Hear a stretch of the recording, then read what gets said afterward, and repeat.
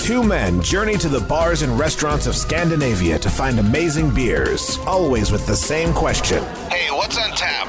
It's time to find out. Welcome to What's on Tap podcast, episode... Already up to episode... Exactly. I can't believe we made it this far. Wow. Many people said we wouldn't make it past episode... But we've proved them wrong, and we've gone twice that high. We need to bleep those. Bleep. That would require post-production. We know that doesn't happen. No. But today we are doing a couple of stouts. We are. From some really fun, interesting breweries. One I'm looking forward to a lot. Is it the Newbarns 5% ABV Dry Stout? I want to try that one, but it's not the one I'm dying to try. But let's start with the Newbarns. Yep. So Newbarns is I always call them a new brewery, but they're still kind of on that new beer train. They're out of Edinburgh. They've been doing some really, really great lagers, pilsners, things of that such, and they've just been killing it. I mean, they've made some really, really great, very impressive pilsners and lagers that we've tried. Not on the show, but with friends. So when I saw that they had made a 5% dry stout, I thought, you know what? Let's see what else I could do. They've impressed me so far. If anyone can make a dry stout palatable, I bet it's these guys. Especially, were they from Edinburgh? Mm-hmm. Yeah? It'll be interesting. So the name of the beer is Stout Beer.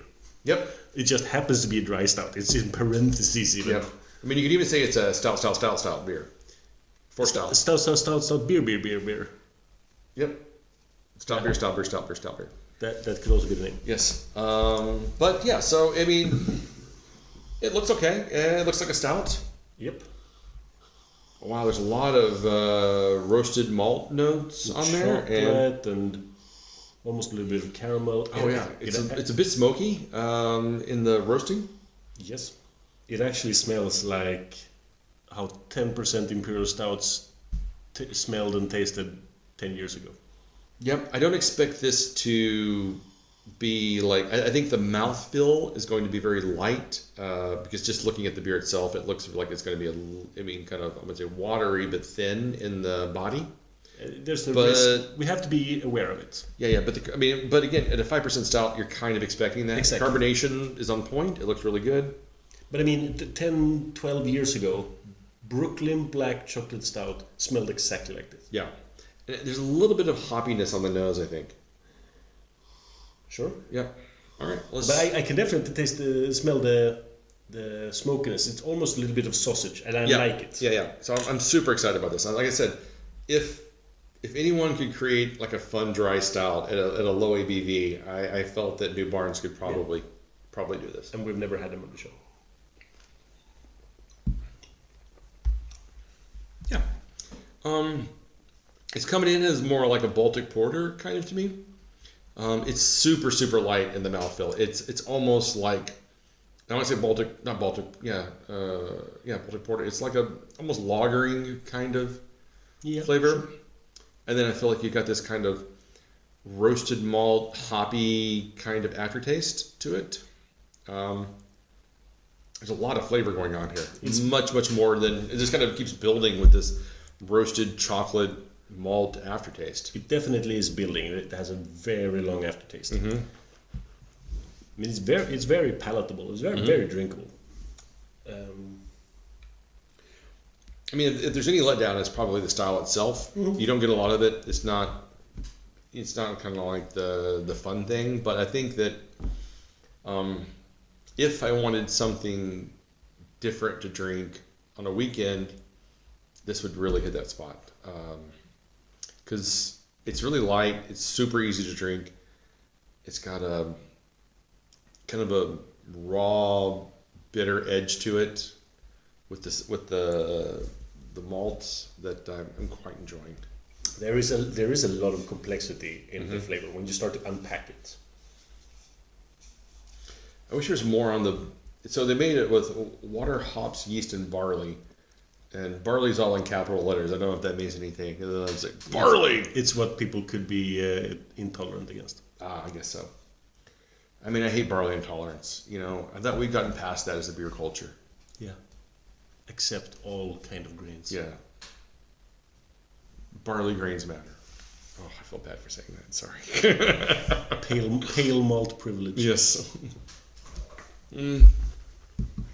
So this is tasty. It's very drinkable. I could chug the can, but I don't know how to properly rate it. I feel like I always have this difficulty with like complex but somewhat underwhelming experiences.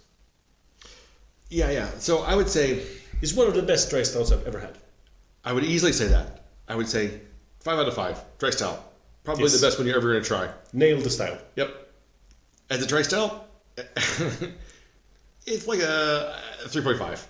Only because I'll give it a strong 375. I'll give it 3.75 as well. Only because the style itself, it's kind of like it's like when you have a red ale or a brown ale, and you're like, this is probably the best this version will ever get. It's still not a great style.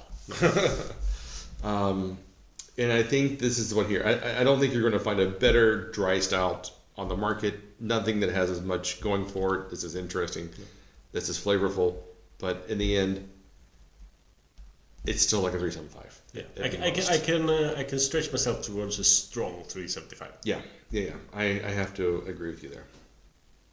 But unfortunately, it's not a 4. Because I'm rating based on some kind of universal taste scale. Well, for myself, a taste scale. So if I'm super thirsty, cold clear water is 5 out of 5. Yeah. Because it's just the best. But it's that's the problem with ratings, really. Yeah, I mean we're not beer judges, No. so we're not going to really rate to style like we probably should. But I would definitely say I wouldn't have any problem buying this again, just to enjoy. Exactly. It's really, really good. I think Newbarns has done a great job with this. I think maybe dry stout is just not something that I really enjoy that much. So it's more of a fault on my part than on theirs. All right. There can't have been many dry stouts on the show in the history of the show. This may be the first one. It might be the first one. Yeah. Or if we've had one at a bar or something. That's very, very possible. We did do Pickwick Pub. I doubt that we found many things there. Maybe I bought a Guinness. Yeah, that's very possible. All right, so next up we have Ozark Beer Co. Company. And this is a beer I brought back with me from Arkansas. Ozark Beer Company is one of the, I would say probably top 5 breweries in the state. They usually do really good stuff. I'm quite a big fan of theirs. I've enjoyed many of the things I've tried in the past. And their annual release of the BDCS, I have no idea what that stands for. I'm sure if you looked it up on... Double cream stout. Barrel aged double cream stout. Yes. There you go. 2021. I've had many versions of this in the past, different vintages, and I've always enjoyed it. I think this year's 2021 is really exceptional. I had a 4-pack at my brother's and enjoyed every time I had it. And I ended up bringing back one with me, and maybe even 2 with me back from... Nice. I've never tried anything from Ozark Beer Company. Mm-hmm.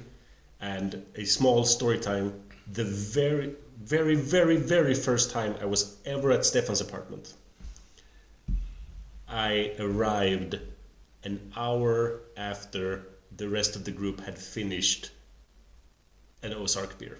Oh. It was completely finished because I came here that time. We were talking on Messenger because I had been on the show a few times and we knew each other from drinking beer out in the world. And we were messaging and you were like, oh, you're at your parents' place? You're going back into town? Just join us. And I was like, sure. So I hopped off the bus in advance and walked a little bit to get here. but the Ozark beer was completely finished. That was a long time ago. It was probably the last time I went to the U.S. even. It was a long time ago. Like at least 3 or 4 years ago at this point. It's a long time. Yeah. But I remember being happy about the tasting, really happy to drink beers with you, like for real, and not just meeting up at some festival or something. But I knew that I had missed something. Yeah, and this is should be right up your alley. That is a super barrel aged smell on that thing. It smells sweet and roasty, vanilla and a little bit boozy, and the barrel notes are really coming through on this one. It's not too cold, I don't think. I think it's at right the right temperature. So what do you think? You excited for this one? I'm really excited. All right, man. Cheers. So I think I've given this like a 4.5 or a 5 in the past. I'm curious as to how it holds up today.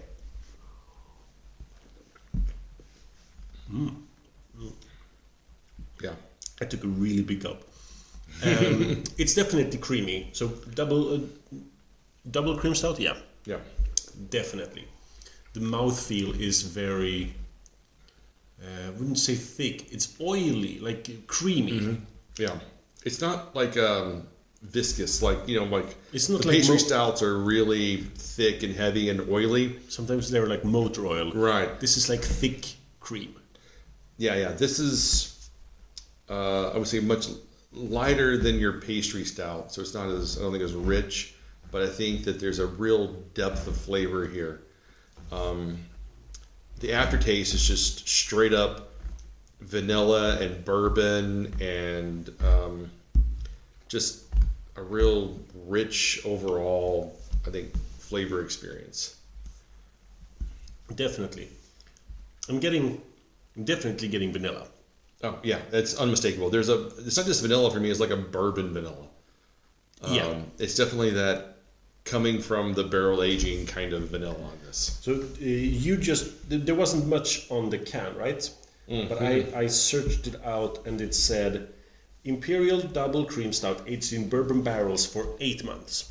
And there's definite bourbon barrel in the flavor. Yeah. It doesn't overpower anything, but it's definitely there. I think it's just on that edge of almost being too much, but just right where it should be.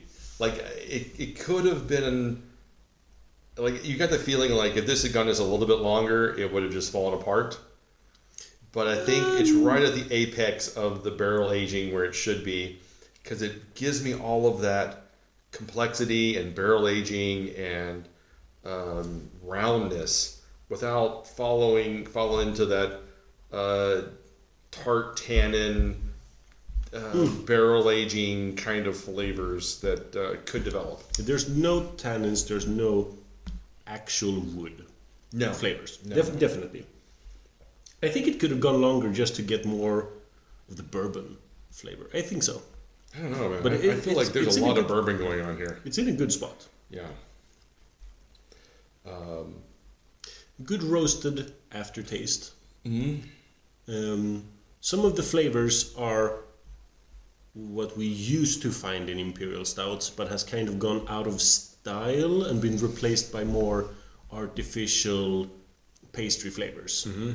The roasted malts are missing from a lot of contemporary imperial stouts. Yeah. You agree, right? Oh yeah, 100%. Because it's all about the adjunct game. Yeah. Like hide the roasted malts using chocolate and vanilla and strawberry and cherry and whatever else they can throw in the barrel. Exactly. So you have to. I like it, but I learned to love stouts when this was the thing. Well, this is to let you know. This is a highly sought after release every year in Arkansas. It doesn't export outside of Arkansas. And for me, this is one of my favorite stouts.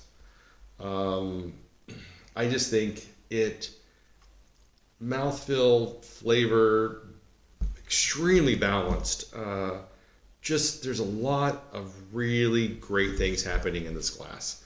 And I absolutely love this beer. So I think I'm going to give it, I'm gonna give it a 5.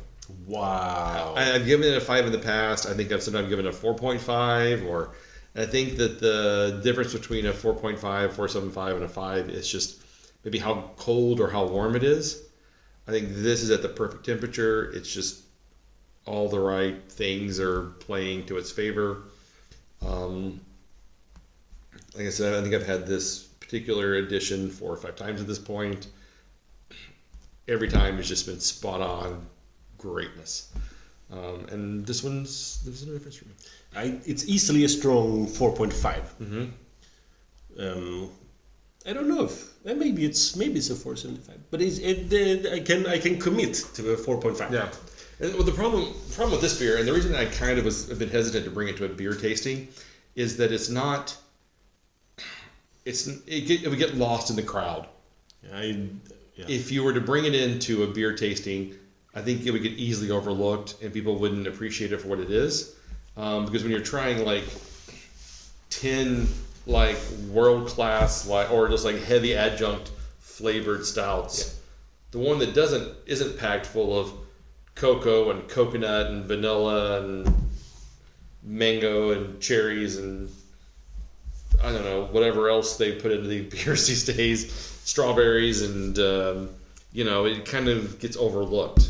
Triple barrel aged. Right, triple barrel aged on rye and bourbon and rum and whatever else. It's a bit. I almost said the word subtle. What I mean is, you need to search a little bit. Yeah, it's a simple beer. It's not overwhelming, but like when you drink it, you just go, that's really good. Yeah. You take another sip, and you're like, it's really good. At 10%, you're just kind of like, just lightly sipping on it, and you're just enjoying it, and before you know it, you're just like, well, I could go for another one of those. Yeah.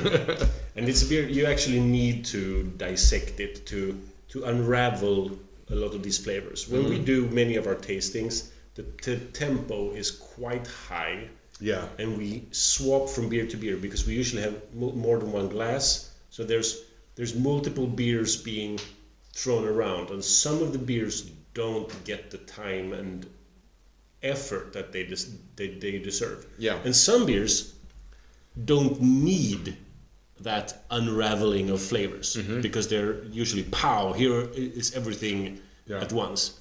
And those are the kind of beers that we usually bring to those tastings. Yeah. So yeah, I'm really happy that you opened this here with me. It's just a 33 centiliter can.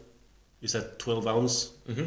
So 35.5 centiliters. Sure, that can would never get sold. Let me just compare. It's the same size. Huh. Yeah.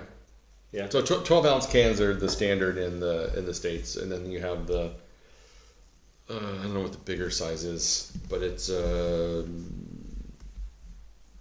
ounce. I guess it would be 14 ounces for the bigger cans. That doesn't sound correct. Well, this has to be so. If you look at the Newbarns can, then it can only be, at most 2 ounces bigger. So it has to be 14 ounces. Maybe. I know. If only we had some way to do an easy comparison between the. I don't know. Let me see. This is 12 fluid ounces. It doesn't have the. So sometimes they put in the deciliters or the centiliters on the cans, but I think it's 0.33 centiliters. The regular cans in Europe is 33 centiliters. Right. Yeah. So 33 centiliters. Yeah. Is 12 ounces, and these are, what are the bigger cans? 440. So. Right. Yeah. So how many pinkies go in a wagon? I don't know. That's so maybe it's 1.5 to. It's maybe 1.5 ounces more. Fluid ounces more. 1.5 to 2 fluid ounces more. How long is a yard? Don't ask me. It's 3.5 meters.